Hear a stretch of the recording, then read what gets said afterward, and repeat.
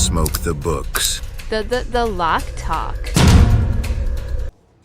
YouTube, what is up? It's your boy Jason from the Lock Talk, and we're back for another NBA Game Day breakdown for April 25th. It is Payday Fridays. So let's get paid today.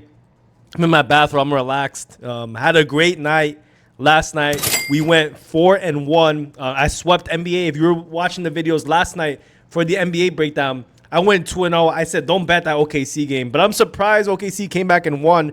But I'm not surprised that they didn't cover. Hey, probably should have taken the shot with the Grizzlies, but we went 2-0 in the NBA. I put some tickets right here from all the guys who won with us. So if you guys did want to tap in, we have a big weekend package coming up. UFC, MLB, and NBA. I'm going to absolutely crush this weekend. So if you guys do want that, I'll put a link down below. And also a way for you guys to join for a free week with our new partner. Go check it out, Profit X. I'll put it down in the pinned comment as well. But let's get straight into it, man.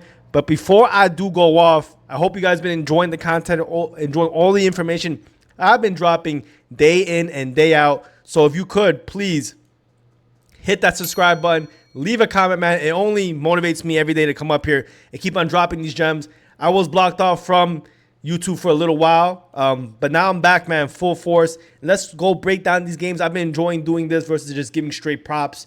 Puts less pressure on me and lets me freely speak about the games. And let's talk about the first one, man. The first one is very interesting. The Boston Celtics against the Orlando Magic.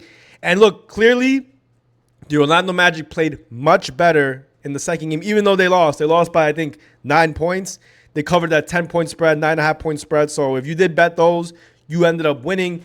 The biggest thing about this game is the injury, man. I mean, a huge injury on Jason Tatum and possibly Drew Holiday. I don't think Jason Tatum is playing, and it's been a big miss in my opinion. I mean, the Magic are definitely much, much more competitive without probably their best scorer, best offensive player on that team. So it's a huge loss. And if they end up losing Drew Holiday as well, I mean, that's not a good sign either. He looks like he's a game-time decision 50-50. Jason Tatum, from what I've seen, he's completely out.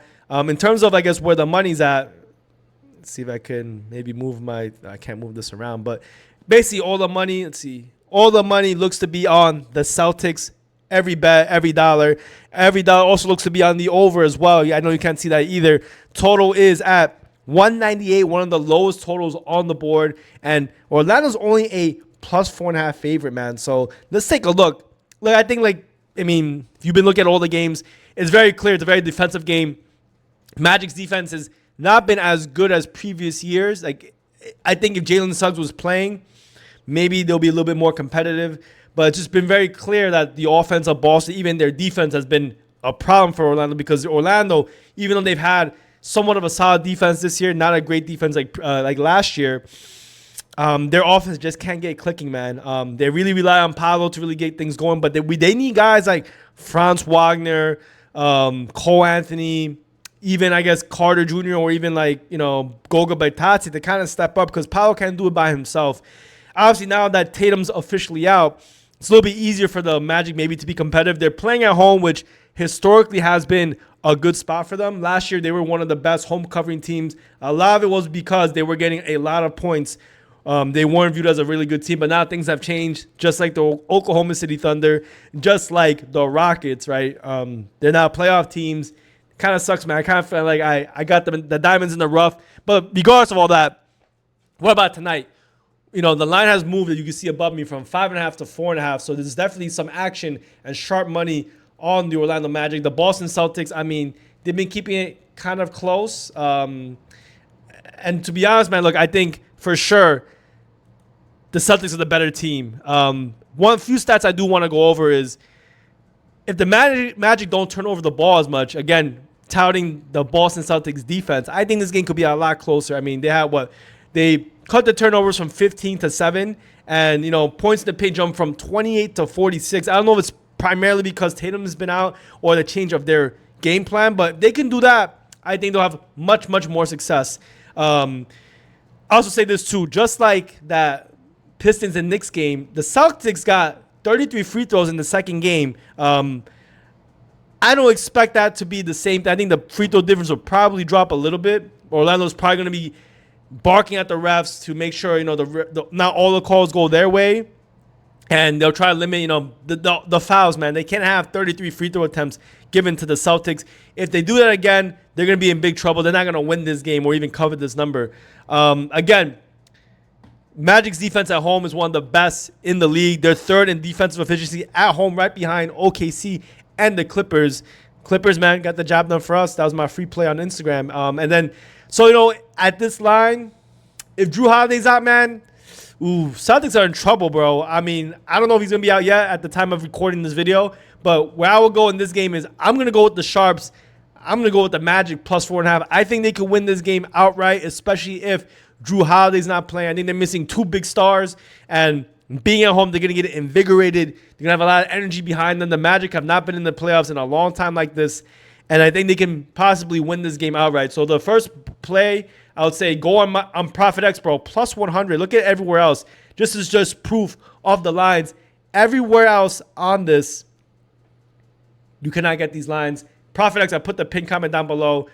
So that's our first play on the board. The Orlando Magic, man. I like that. That's where I would lean. All right, the second game on the board. And this one's another East Coast game. We got the Indiana Pacers against the Milwaukee Bucks. Milwaukee, 5.5-point favorites at home. And that's pretty surprising, man. I don't know. Like, look, Indiana Pacers have absolutely been doing very well. Been beating down this team. I say if you win by more than 2 buckets, that's a beatdown. Pacers on the first game didn't have Lillard. I'm sorry, the Milwaukee Bucks in the first game didn't have Lillard, but in the second game they did, and they still lost by 8 points. Now they're home laying points, so that's a little bit different. The Indiana offense has just been insane, man. They've been getting a lot of ball movement. The big fact I would say is their assist-to-turnover ratio, 3.6 assist-to-turnover ratio, the best in the NBA, and that's huge because that just shows that they're getting a lot of ball movement. They've been able to limit the turnovers, but also when they're scoring, the team is just doing extremely good. They're basically chopping up that defense. That's why they've been scoring 120 points per game over their last few games. I know they haven't done it in the playoffs, but the playoffs are much more defensive type style, much more hard-nosed defense. So I'd say, Pacers offense probably continues to do well. The Bucks, though, when they do play defense, their defensive efficiency actually steps up at home. We'll see. Steps up by a little bit. It's not a dramatic amount, not like the Clippers last night, but they've been doing much better. And then on the other side, Pacers play much better at home than on the road, but that's typical, though. That's why you have the power rankings move and the spreads move like 3 points each way. That's why the Milwaukee Bucks are 5-point favorites. The thing is, do the Bucks, should they be laying points? This definitely looks sketchy, right? If you're a better and you look at, Pacers blew them out both games. Now they're getting points. Seems like a steal. Let's see what the money's at, man. It looks like a lot of the public money's all over Milwaukee Bucks. But it looks like the sharper money's on Indiana Pacers. The line did move. If I could take a look from, let's see. It moved from 4.5. I'm sorry, you guys can't see it. Can you see it now? Let's see. The line did move from, if you guys can see it, 4.5 to 5. So I don't know. I do think obviously 4.5 is a much better number for the Bucks, but it looks like some money's being put on the Bucks right now. The Bucks did win the rebounding battle. I expected to do so. On the regular season, though, I would say this. At the spread, Milwaukee was 4-0 against this team. So we take a look. Besides last year, look, 1, 2, 3, 4. They're basically 4, depending on what line you got right here. But basically 4-0 at the regular season. So do things turn around getting back at home?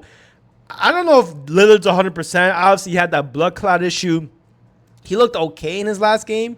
But I personally think this line is just too high. Even though it seems like a trap, bro. I'm not gonna lie. It seems like a trap that you're getting Pacers on the roll with points and they've been beating them outright.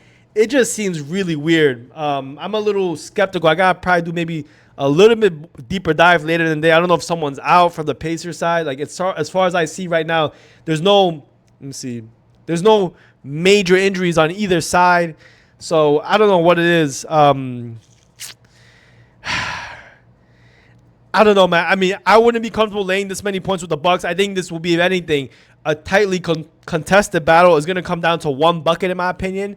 I have this line at most being a 3-point game for the Bucks, given the home and away splits, the defense efficiency changes, the offense efficiency changes.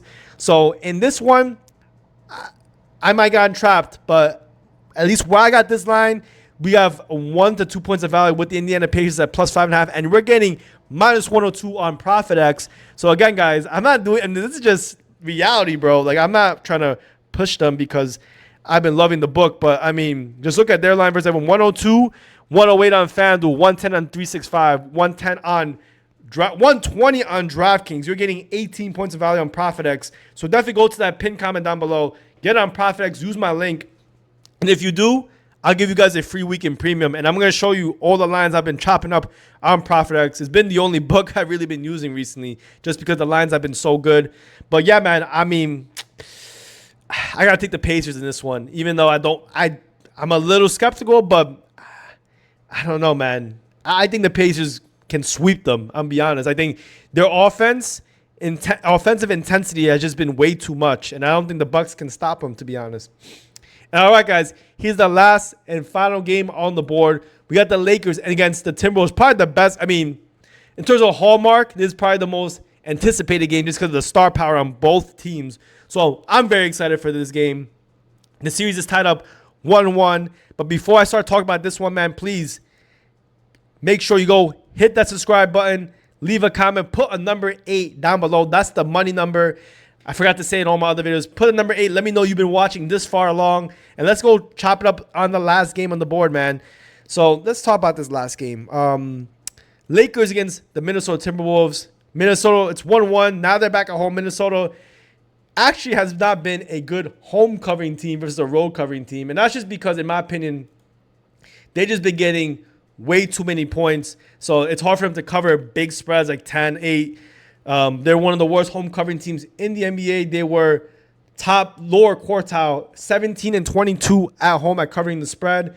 While the Lakers, obviously, it's a little muddled because they've obviously had a lot of changes throughout their year. But the Los Angeles Lakers on the road were also 18 and 21. I would say for the simple fact, it's pretty much almost 50-50, as close as you can get. So not that big of a difference between home and away, in my opinion. You know, this is a very close spread. Minnesota obviously got beat down the second game. In the first game, they totally put the belt to ass on the Lakers on the first one. So let's see, man. I mean, Lakers' offensive rating has not done well, and that's just because, in my opinion, it's the defense of the Timberwolves. They did very, very good. Lakers' defense in the first game did very poorly. Second game had a 99.6 defensive rating. That's been elite. So let's see if they can step it up again in this third game. Obviously, I think the big thing is the three-point swings. Both teams shoot a lot of threes, especially the Timberwolves. Anthony Edwards exclusively shoots threes. I don't know why. He's a very good mid-range and guy who could drive it to the basket. Clearly, if he's able to get his three-point shots off, any team's in big trouble. I think he had the most 3 points made in the NBA. The guy that was right behind him was Malik Beasley, who did not have the best game last night against the Clippers. So, but I don't know, man. This is a tough game. I do think it's going to be a one-bucket game. I have this line exactly at a 2.5 to 3 point game, so I don't think there's any sharp value on the line itself. But I kind of look at this total, man. I mean, it's not as low as the Magic and Celtics game, but this 206 is the lowest among all the matches they've had. If we take a look, let's just go take a look. I'm not pro, my bad, excuse me. Let's just go see kind of where they've been head to head, where their lines have been. The line last game was, let's see, oh, you guys can't see it. Hold on, let me move this up. So we take a look at the lines last game. 215, 228, 213. This is by far the lowest line. I mean, last game was 179. Now this number's at 206.5. I mean, that's pretty crazy. I mean, there's a huge drop off from their previous games. And is it justifiable? Yeah, I mean, look, I think both teams have, especially the Timberwolves, they have a very good defense when all their guys are playing. The thing is, the Lakers' defense has not been that great all year. I mean, there were times where their defense was very, very good. But I don't know if they're going to step it up again. I mean, I think the Timberwolves just had an off shooting night last game versus the Lakers being very, very good. Now the Timberwolves are at home. They do, I mean, I'm going to be honest. I'm kind of leaning over on this game. I mean, I think there's obviously some expected value. at -1 to over 206.5. You see that positive EV right there. It's very slight. I don't think both defense. I mean, at least the Lakers defense will be that crazy again. I think we're gonna see both offenses step it up, especially the Timberwolves being at home. I think they have a better shooting night. But I also think at the same time, the Lakers, they know their butts are on the line. They got to win this game. They're going to play very offensively sound. And I think they're going to have to possibly attack Rudy Gobert again. That's what they're going to have to do. That's what they did last game. And I think we're going to see a higher scoring game. I think we break 206.5. I think this line has gotten beaten down so much just due to the last few matchups. I mean, the first game of the series, they scored 212 points. They just had a really crazy defensive game and poor shooting night. Last one, 179 total. So in this game, man, I mean, I don't love it. But